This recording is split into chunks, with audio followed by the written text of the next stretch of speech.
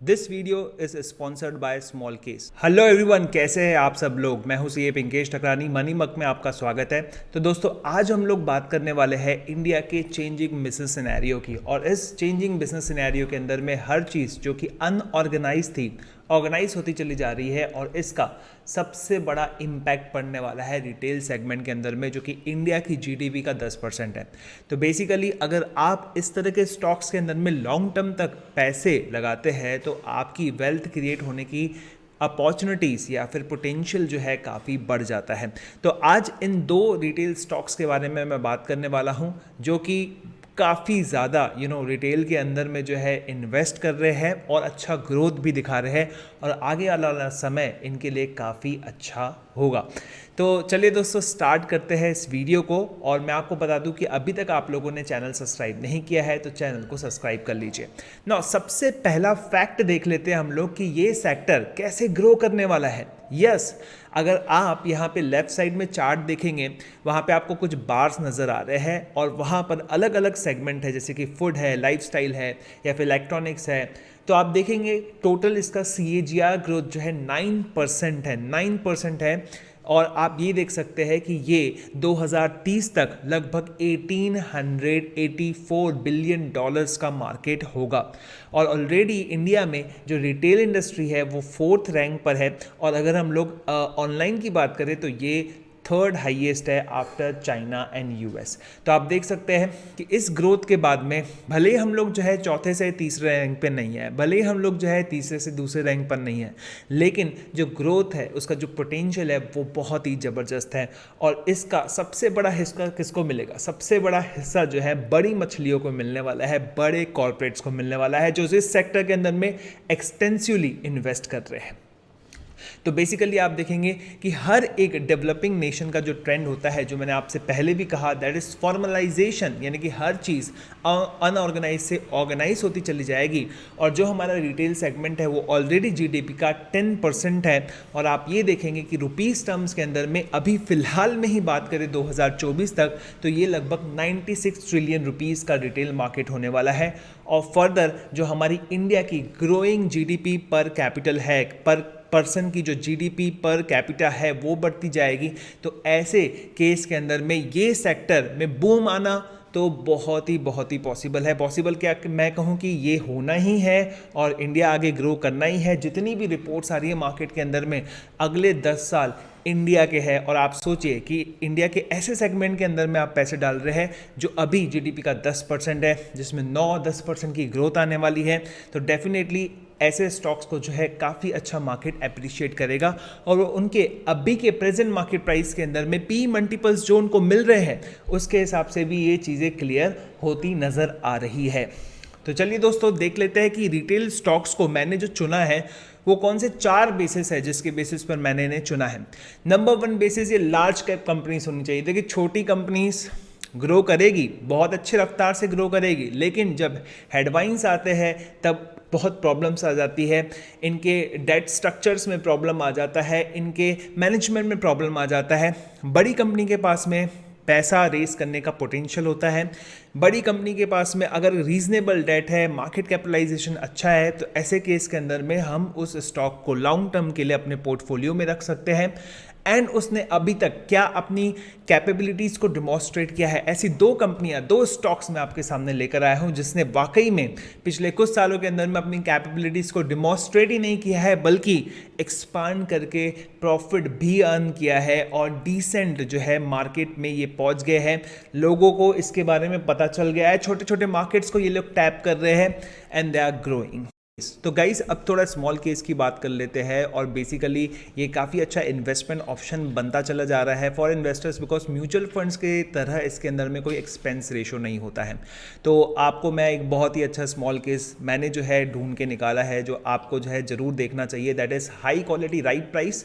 तो high quality right price के अंदर में आपको बेसिकली काफ़ी सारे स्टॉक्स मिल जाते हैं जो कि करंट थीम के बेसिस पे चल रहे हैं, जहाँ पर आत्मनिर्भर भारत की गवर्नमेंट स्पॉन्सर स्कीम है। तो चाइना +1 पॉलिसी, बिकॉज काफ़ी सारी इंडस्ट्रीज जो है वो चाइना से शिफ्ट होकर इंडिया आना चाहती है, एक डिपेंडेंस जो है चाइना पर कम करनी चाहती है। तो यहाँ पर जो है इन स्टॉक्स को बेनिफिट मिलता है। और यस, गवर्नमेंट की जो PLS स्कीम है यानी कि प्रोडक्शन लिंक्ड इंसेंटिव स्कीम है, उसका फ़ायदा इन स्टॉक्स को मिलेगा। यस, मेक इन इंडिया के तहत जो है पॉलिसीज़ के अंदर में जो कंपनीज आगे बढ़ रही है और गवर्नमेंट इनिशिएटिव्स के द्वारा जो है जो बेनिफिट मिलने वाला है कंपनीज को, वो सभी स्टॉक्स इसके अंदर में शामिल किए गए हैं। यस, उन सभी चीज़ों का ध्यान रखा गया है कि इसमें गुड मैनेजमेंट वगैरह है ऑल हो, और इसका जो रिटर्न है वो बहुत ही शानदार रहा है। आप कंपेयर करेंगे अगर इसको इक्विटी मिड और स्मॉल केस से, तो देखिए काफ़ी बेहतरीन जो है रिटर्न इसने अभी तक दिया है। So if you talk about this 2 year CAGR returns, तो ये हाई वॉलेटाइल एक पोर्टफोलियो है, एक प्रकार का स्मॉल केस है जिसके अंदर में 68% का रिटर्न दिया है, और यहाँ पर मिनिमम इन्वेस्टमेंट जो है 22,000 के करीब करीब आता है। तो गाइस, इस स्मॉल केस के बारे में अगर आप देखें तो बेसिकली जो है आप यहाँ पर कॉस्ट परफॉर्मेंस भी देख सकते हैं कि आपने टोटल कितना इन्वेस्टमेंट किया, अभी क्या स्मॉल केस की वैल्यू बनती है और आपको रिटर्न्स कैसा है। तो इस तरह से आपको ट्रांसपेरेंट तरीके से बताया जाता है कि आपने कितना पैसा कमाया, and that too in annualise form. जैसे एनुअलाइज रिटर्न यहाँ पर जो है 56% दिखाया जा रहा है। अब गाइस, आप लोग स्मॉल केस के बहुत ही स्पेशल ऑफर सेलिब्रेटिंग इंडिया @75 का भी बेनिफिट इस महीने के दौरान कभी भी उठा सकते हैं। आप किसी भी स्मॉल केस के अंदर में 25% का डिस्काउंट ले सकते हैं। इसमें 10 स्मॉल केसेस को शामिल किया गया है।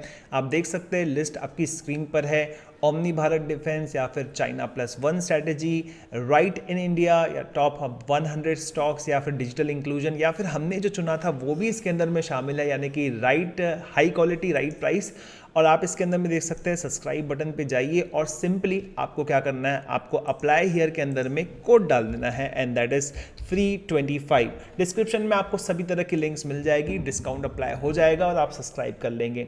तो चलिए दोस्तों, वीडियो की तरफ वापस आते हैं। गाइस, पहली कंपनी की हम लोग बात करते हैं, दैट इज रिलायंस इंडस्ट्रीज। हर एक फंड मैनेजर जो बड़ा फंड चला रहा है उसके पोर्टफोलियो में रिलायंस इंडस्ट्रीज है। देश की सबसे बड़ी मार्केट कैप वाली कंपनी है, मुकेश अंबानी इसको चलाते हैं, और इसके अंदर में 4-5 बिजनेसेस है, 3 मेजर बिजनेसेस है। एक तो है ऑयल टू केमिकल, धीरू भाई अंबानी, शुरुआत यहीं से हुई रिलायंस की आगे बढ़ने की।